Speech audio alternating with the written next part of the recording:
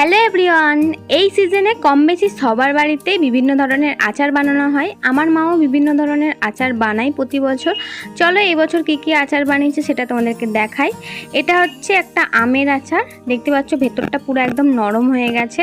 আর এটা হচ্ছে আর একটা আমের আচার, এটা কিন্তু শক্ত রয়েছে। সব আচারগুলো বিভিন্ন রকমভাবে বানানো। আর এটা হচ্ছে আম তেল, যেটা হচ্ছে মশলা মুড়ি বা বিভিন্ন চাটের সাথে খেতে ভালো লাগে। আর এটা হচ্ছে লেবু, এটা সবে সবে বানানো হয়েছে। তারপরে এটা রয়েছে গুড় আম মিষ্টি আচার, আর এখানে রয়েছে কুল আর তেঁতুল দিয়ে বানানো একটা আচার, আর রয়েছে পাঁচ মিশালির আচার। এই দুটো একমাত্র বাজার থেকে কেনা, তারকেশ্বর থেকে নিয়ে এসেছিল আমার দাদা।